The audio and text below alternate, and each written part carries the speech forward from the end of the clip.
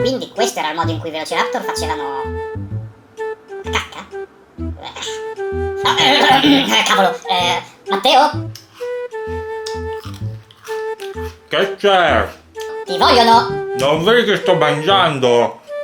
Vieni qui, c'è gente!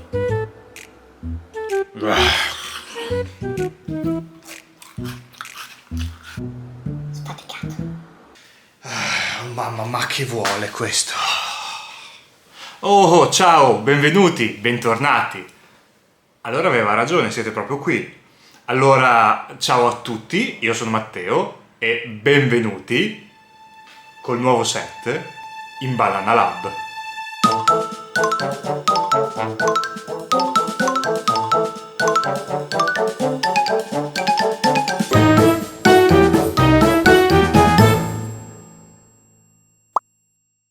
Ieri notte stavo giocando col nuovo capitolo di Jurassic World. Jurassic World Evolution 2, ovvero il seguito di Jurassic World Evolution sviluppato da Frontier, ed è un gioco che si occupa sostanzialmente di essere uno strategico simulativo in cui andiamo a gestire il nostro parco di dinosauri.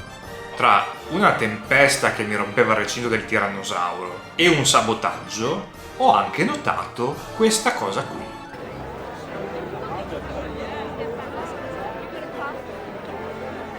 Ora, dopo un piccolo momento di stupore, mi sono anche chiesto, ma come hanno fatto a realizzare una cosa del genere? E mi è venuto in mente di aver visto lo stesso identico effetto in un videogioco di diversi anni fa, probabilmente ve lo ricordate anche voi, ed era questo.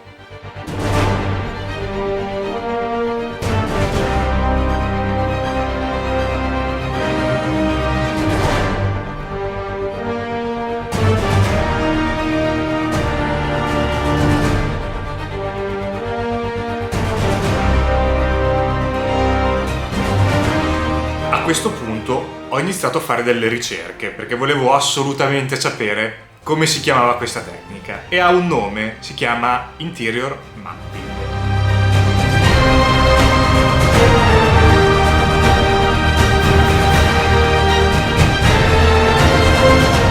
È una tecnica in realtà molto semplice da descrivere, un po' più difficile da realizzare, che si avvale di uno shader, quindi di un programma che viene elaborato direttamente dal processore grafico del vostro computer o della vostra console, quindi dalla GPU, e si occupa di creare questa illusione di spazi interiori. Però vi starete chiedendo, ma che cos'è uno shader?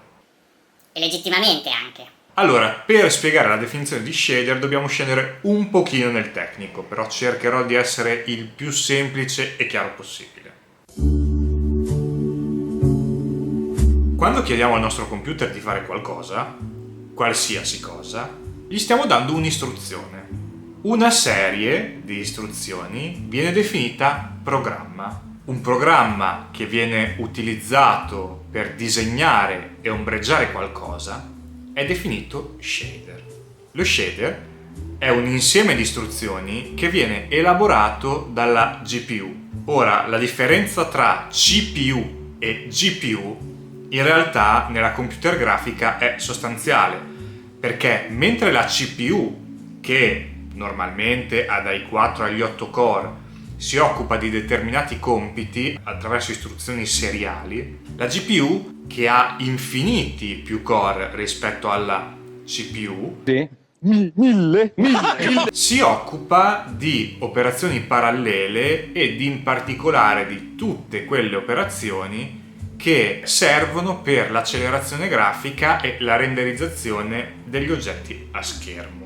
Vi lascio qui sotto nei link un link che spiega in maniera molto dettagliata come questo shader viene realizzato e quindi per chi fosse interessato può andare ad approfondire in descrizione.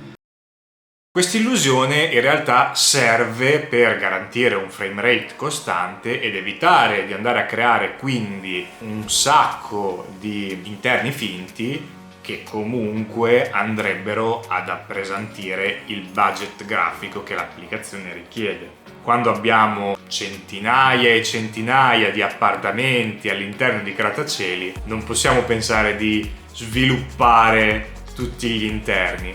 Quindi questa tecnica si occupa sostanzialmente di creare un finto interno e fare in modo che quando il player si avvicina a quel plane che contiene questo determinato shader, ecco, allora a quel punto avremo il giocatore che vede questo finto interno. Questo shader viene ovviamente applicato in tutte le finestre del videogioco, ma non sempre è attivo. Non sempre è attivo perché in realtà tutto dipende dalla distanza del giocatore, ovvero il giocatore che è a maggior distanza non vedrà questo shader, vedrà soltanto un piano magari un po' luminoso, mentre mano a mano che il giocatore si avvicina inizierà a vedere l'interno in maniera più definita, con un bel effetto di parallasse, che ovviamente è l'effetto che dà l'illusione della profondità di campo all'interno della finestra, che è la particolarità di questo shader. Quindi iniziate a capire che un videogioco che magari ha delle mappe immense, è grandissimo e ci permette di fare tante cose, ha in realtà sotto al cofano una serie di accorgimenti, trucchi, artifizi che servono per far sì che il nostro processore grafico, quindi la GPU, e anche il nostro processore computazionale, la CPU, non siano sempre al limite del sovraccarico, ma vadano a lavorare soltanto nei punti in cui abbiamo bisogno che quella cosa accada. Io spero che questo video vi sia piaciuto. Se è stato così, vi invito a lasciarmi un like e ad iscrivervi al canale e ci vediamo nel prossimo video. Ciao!